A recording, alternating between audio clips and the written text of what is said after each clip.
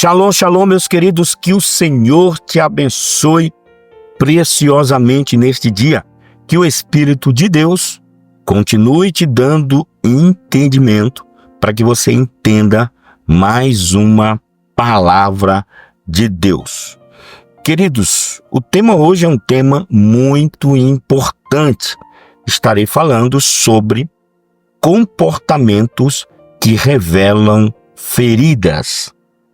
Eu sou o reverendo Milton Rodrigues, eu pastoreio a comunidade Nação Ministério Pleno e o nosso ministério fica na cidade de São Sebastião, no Distrito Federal. Somos um ministério que trabalha com personalidades restauradas na área das emoções, sentimentos, vontade, a mente, como também com libertação em alto nível.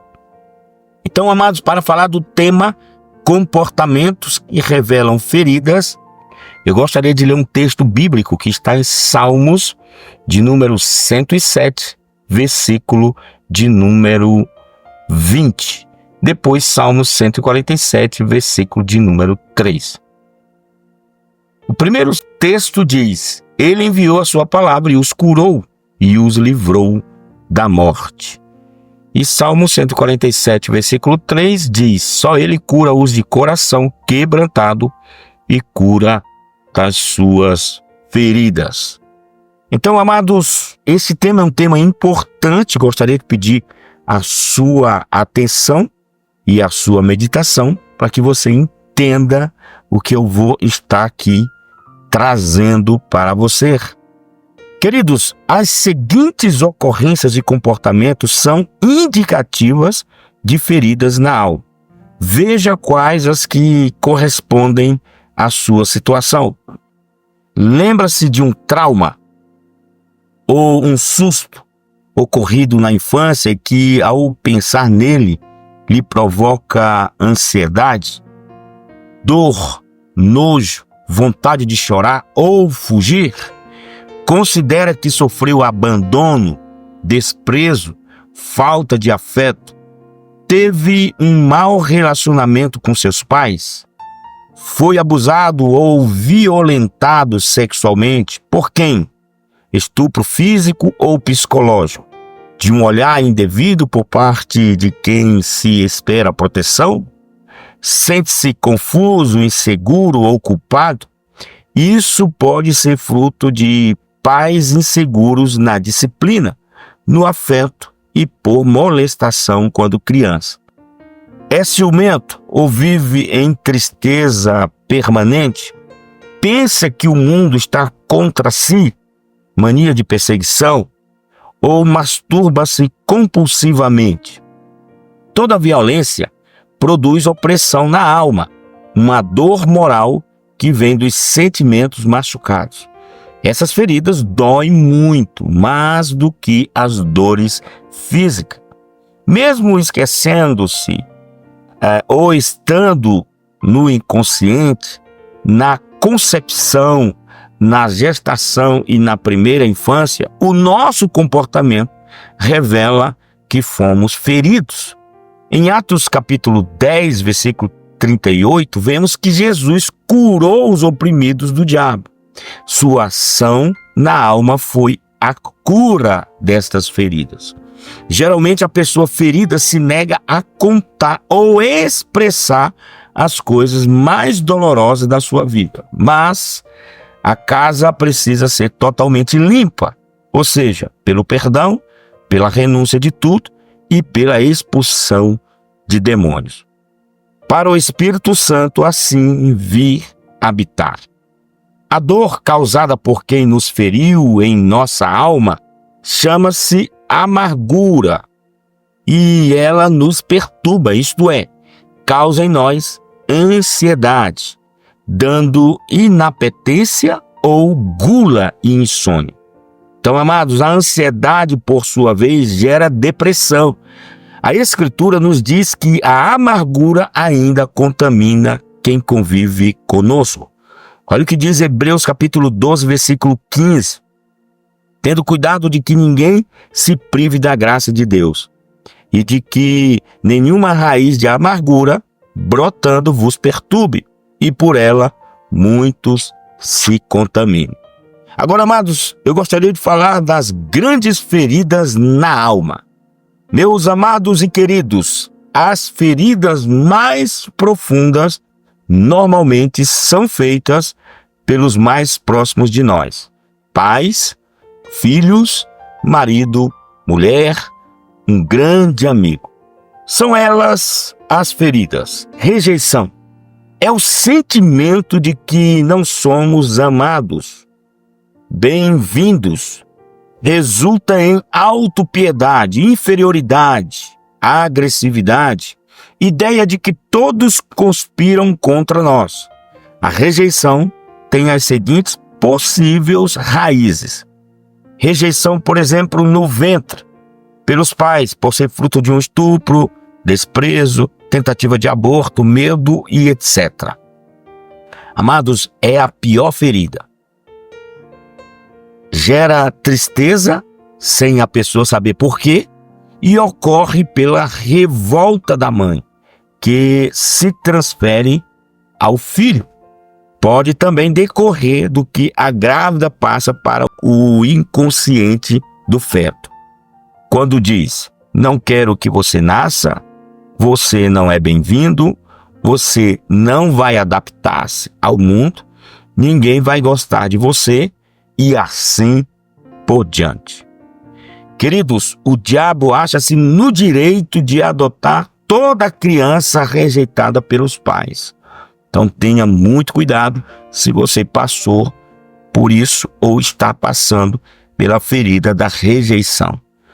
Pela família em geral, é um outro tipo de rejeição, quando a rejeição se dá pelo sexo da criança, pois queria do outro sexo.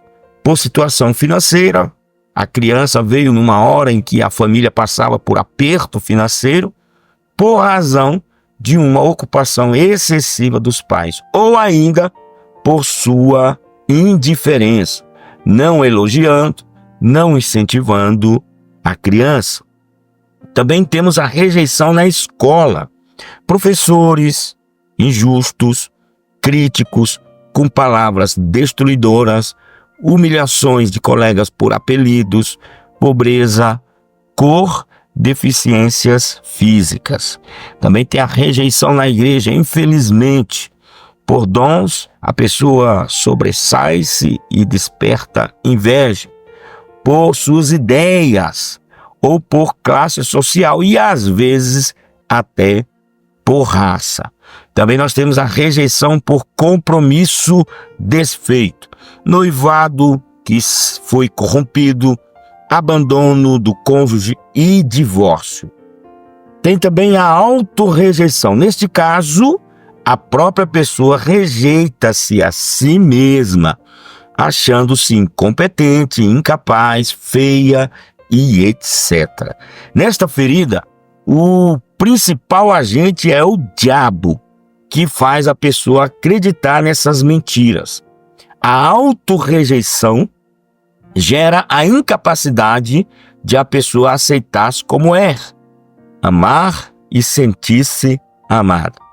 Quando se apega a alguém, é como um aspirador de pó, suga completamente a pessoa amada.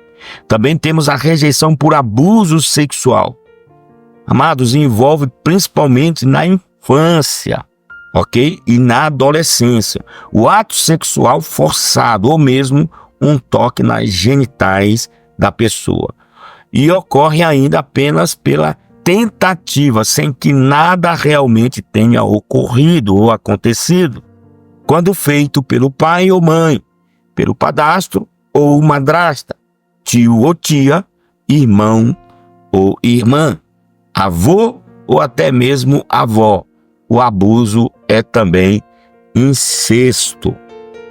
Então, queridos, sempre a criança é ameaçada para não contar a ninguém o que aconteceu. E isso pode ocorrer até por anos seguidos. Como resultado do abuso, além de gerar filhos bastardos, o que pode acontecer, a pessoa pode ter a sua vida sexual destruída. A criança dificilmente relata sua dor.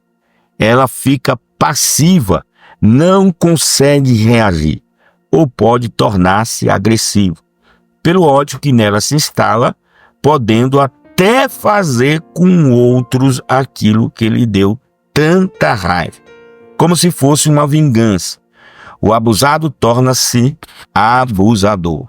Então, queridos, a realidade é tão dura que muitos passam anos e até uma vida inteira tentando negar o fato, procurando convencer-se de que nada aconteceu. Mas, se de repente a pessoa se lembra de uma parte e cai na real, vem o choque da realidade. Vem a ira, o ressentimento e, normalmente, despeja em quem está perto de si e que nada lhe fez de mal. A dor da humilhação, da raiva e da tristeza que os ofensores deixaram quando Satanás os usou para aferir. Então, amados, o abuso feito por aqueles que mais deveriam proteger e amar a criança é o que mais fere, pois ela, a criança, não pode entender por que agiram deste modo. Outros ficam magoados com Deus, como se ele os tivesse abandonado na dor, ou como se ele fosse injusto e não impediu que o mal acontecesse. Quando uma criança é tocada nos seus órgãos sexuais por qualquer pessoa, seja da família, coleguinhas, estranhos ou ainda por brincadeiras sexuais, isso se dá condições para o maligno entrar em sua vida. E nesses casos, ele tem de ser expulso. Amados, a própria pessoa deve dizer que rejeita o que ele fez em sua vida. Se você era criança ou pré-adolescente e até adolescente e não tinha dado a sua vida a Jesus e foi abusado, possivelmente o que aconteceu o impediu de formar um ideal de pureza para ser seguido, principalmente se tudo aconteceu quando ainda não era convertido. Isso pode ter acarretado a situação de assumir as ideias contaminadas que o mundo dá. E possivelmente haja pecados em sua vida sexual que precisarão ser confessados. Meus amados, o abuso gera frustração, vergonha, culpa e a sensação de que não pode receber o perdão. A pessoa acusa-se, é como se foi minha culpa, alguém me avisou, por que não ouviu? Ou porque não ouvi.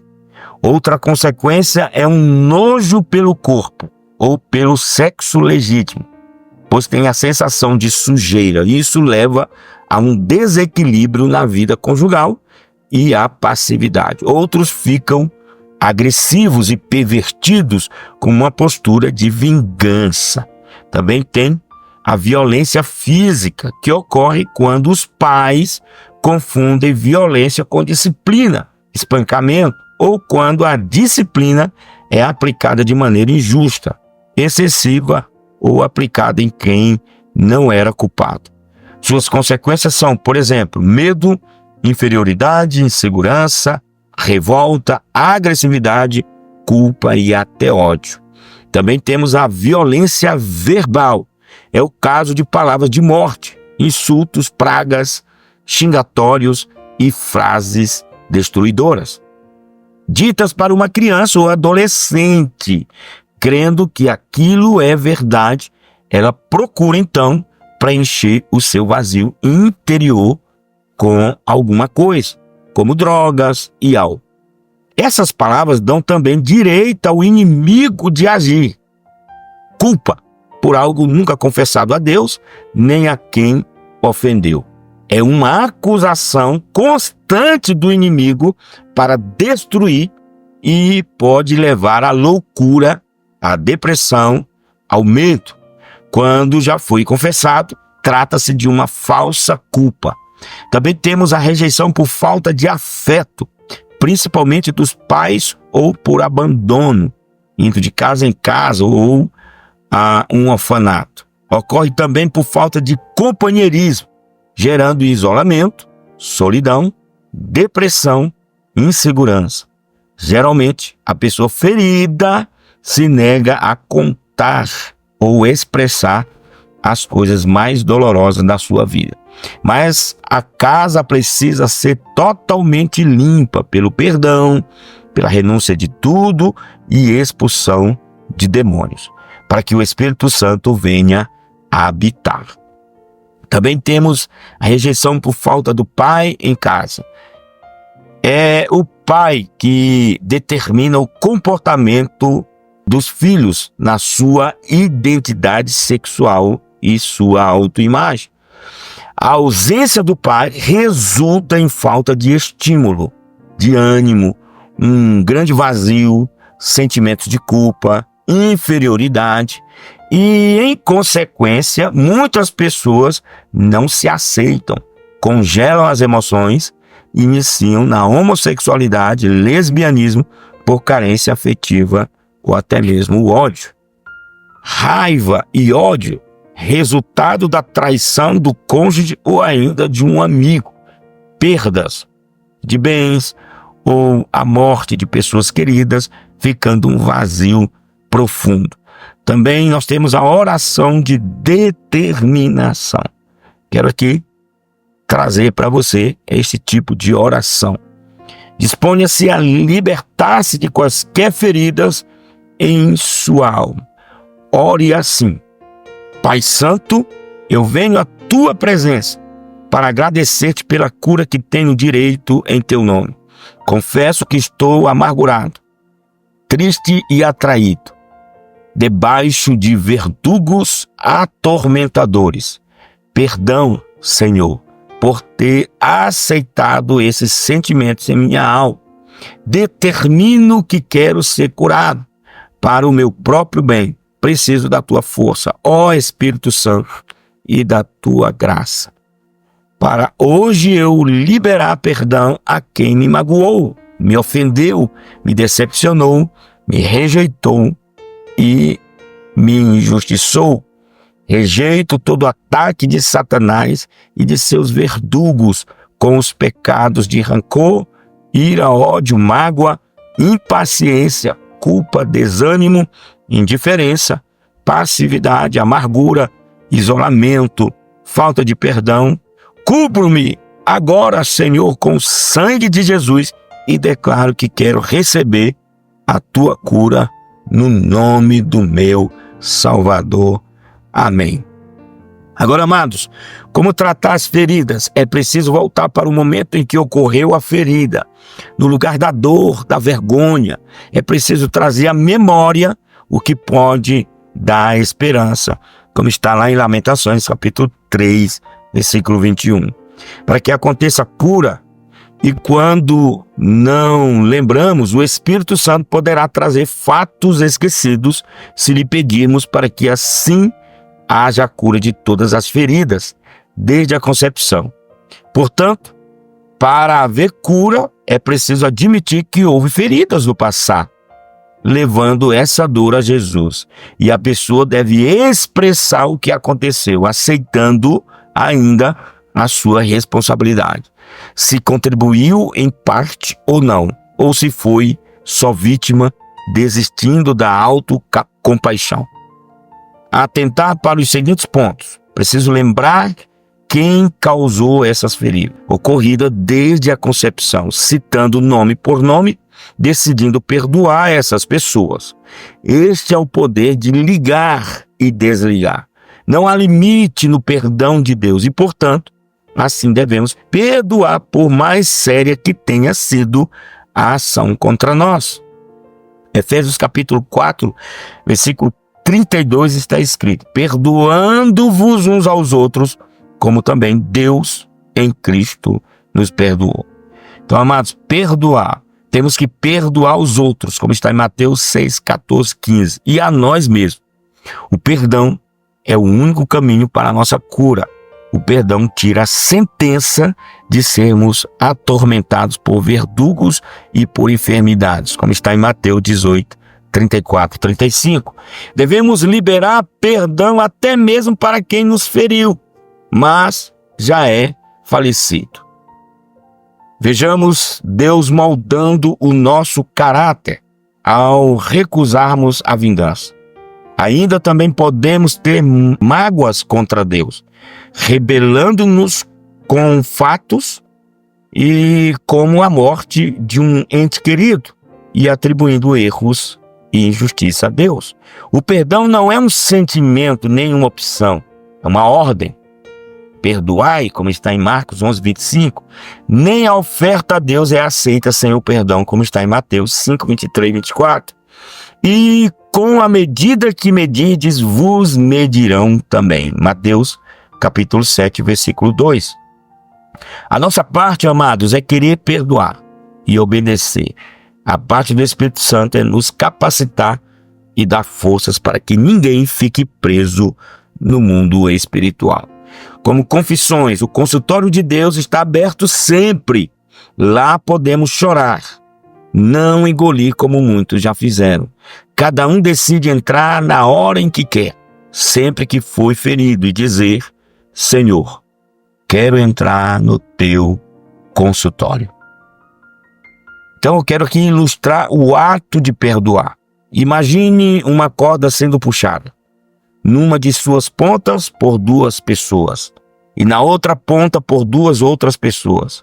Um dos lados deverá prevalecer, mas em nosso caso, na ponta da esquerda, as pessoas representam uma delas, a vontade carnal, que inclui a vontade de vingança e de justiça própria e uma postura racional exigindo esclarecimentos. E a outra pessoa representa as emoções, como seus ressentimentos e o amor próprio ferido. Na outra ponta, uma das pessoas representa o livre-arbítrio, que toma as decisões. E a outra pessoa representa a consciência, que, ouvindo Deus, diz para o livre-arbítrio perdoar.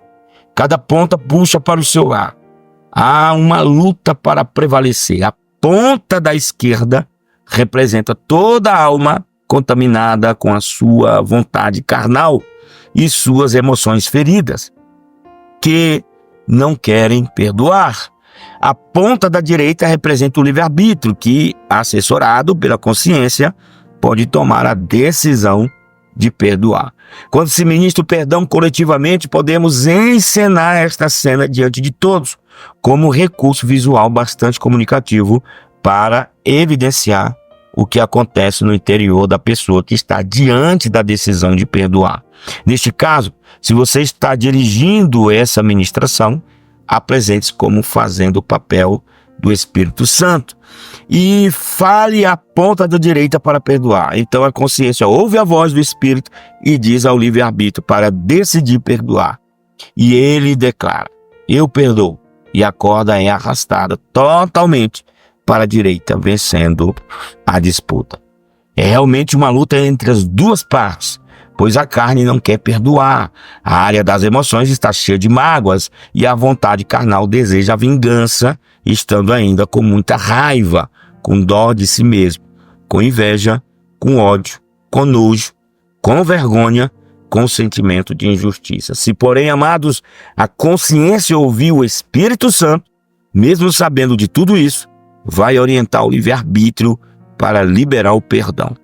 Veja que o perdão, portanto, não é um sentimento, mas é uma decisão. E uma decisão que tem uma séria consequência. Olha o que diz o texto de Mateus capítulo 6, versículo 14 e 15. Porque se perdoardes os homens as suas ofensas, também vosso Pai Celestial vos perdoará a vós. Se, porém, não perdoardes aos homens as suas ofensas, também vosso Pai vos não perdoará as vossas ofensas. No seu caso, quem está prevalecendo? Eu te pergunto, e eu vou ficando por aqui, deixo essa reflexão para que você pensar. No seu caso, hoje, quem está prevalecendo? Você já liberou o perdão? Que Deus te abençoe poderosamente. Você já é inscrito no nosso canal? Ainda não? Se inscreva no canal. E após se inscrever, você vai ativar o sininho para que você receba notificações todas as vezes que postarmos algo interessante para a tua vida. Também estamos nas redes sociais. Lá no Instagram é só colocar @Ministério Pleno e no Facebook @Ministério Pleno. Estamos também no TikTok. O TikTok, você coloca Ministério Pleno e o número 10, tudo junto, e você nos encontra também lá no TikTok, ok, queridos? Meus amados, eu vou ficando por aqui, um cheiro no coração, até o nosso próximo devocional.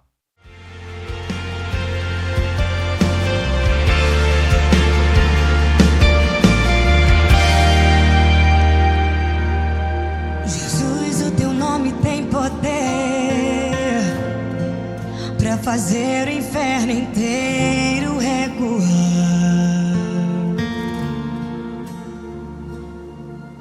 Jesus, o teu nome tem poder para ouvir o clamor de um servo fiel que clama. Jesus, o teu nome tem poder para fazer a enfermidade recuar e não voltar mais. Jesus, o teu nome tem poder para trazer a glória da segunda casa.